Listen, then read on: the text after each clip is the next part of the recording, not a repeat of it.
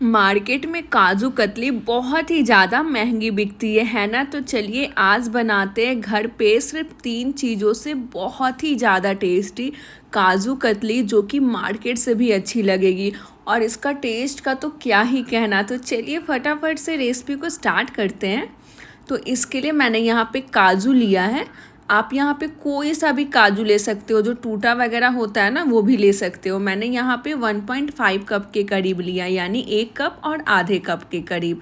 और अब हम इस काजू को बोल में डाल देंगे और इसमें पानी डालेंगे और इसे अच्छी तरीके से पहले धो देंगे काजू को। और धोने के बाद हम इसके पानी को अलग कर देंगे और इसमें हम फिर से पानी डालेंगे और इसे कम से कम 1 घंटे के लिए, या फिर आपके पास ज़्यादा टाइम ना हो तो आप आधे घंटे के लिए भी इसे छोड़ सकते हो। और 1 घंटे बाद हम इसे पानी से अलग करके मिक्सी जार में डाल देंगे और इसमें 1/4 कप के करीब पानी डाल देंगे।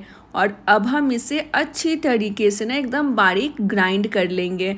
तो बस अब यह अच्छी तरीके से ग्राइंड हो गया है, एकदम बारीक पीसकर तैयार हुआ है यह, आप देख सकते हैं। तो अब हम क्या करेंगे, इसे ना एक पैन में डाल देंगे। हमें यहाँ पे गैस का फ्लेम बंद ही रखना है।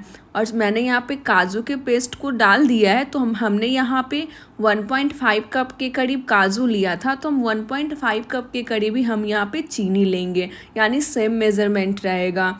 और अब हम गैस का फ्लेम ऑन कर देंगे और गैस का फ्लेम मीडियम रखते हुए हम इसे लगातार चलाते हुए तब तक मिक्स करेंगे जब तक चीनी अच्छी तरीके से मेल्ट नहीं हो जाती। और जब चीनी मेल्ट हो जाएगी तो हम क्या करेंगे, फिर से इसे लगातार चलाते रहेंगे और इसे कुछ इस कंसिस्टेंसी आने तक पकाएंगे। तो आपको कैसे पता चलेगा कि अब यह जमने के लिए तैयार है या नहीं।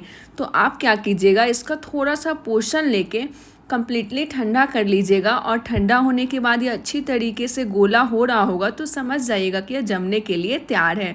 अगर आप इस तरीके से काजू कतली बनाएंगे ना तो मार्केट से भी अच्छी लगेगी। तो अब हम क्या करेंगे, यहाँ पे ना बेकिंग पेपर ले लेंगे और इसके ऊपर इस मिश्रण को डाल देंगे और ऐसे प्रेस करते हुए ना डो जैसा तैयार कर लेंगे।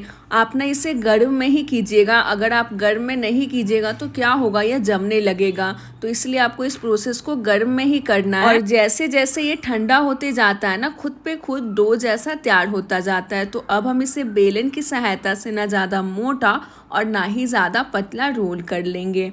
और जब अच्छी तरीके से ये रोल हो जाएगा ना तो हम किनारे वाले पार्ट्स को कट करके हटा देंगे और हम इसे बाद में खाएंगे। तो मैंने इसे अलग कर दिया है और इसके ऊपर से हम लगाएंगे सिल्वर फॉइल, जो कि लगाना बिल्कुल ऑप्शनल है, लेकिन हम मार्केट स्टाइल बना रहे हैं तो इसीलिए मैंने यहाँ पे लगाया है। और एक बात, इस पे ना सिल्वर फॉइल ना अच्छी तरीके से चिपकता नहीं है, क्योंकि बहुत ज़्यादा गर्म होता है और ऊपर से इसका परत सूख जाता है। तो आप ऊपर से हल्का सा पानी लगाकर सिल्वर फॉइल लगाइएगा तो बहुत ही अच्छी तरीके से चिपक जाएगा काजू कतली के ऊपर। और अब हम इसे काजू कतली के शेप में कट कर लेंगे। तो लीजिए, अब हमारा घर पे ही सुपर टेस्टी और यम्मी काजू कतली बनकर तैयार है। इसे देखकर कोई कह भी नहीं सकता है कि हमने इसे घर पे बनाया है। तो आप इस काजू कतली को कब ट्राई कर रहे हैं, कमेंट सेक्शन में ज़रूर से बताइएगा। और कैसा बना आपका काजू कतली ये भी बताइएगा। तो चलिए बाय।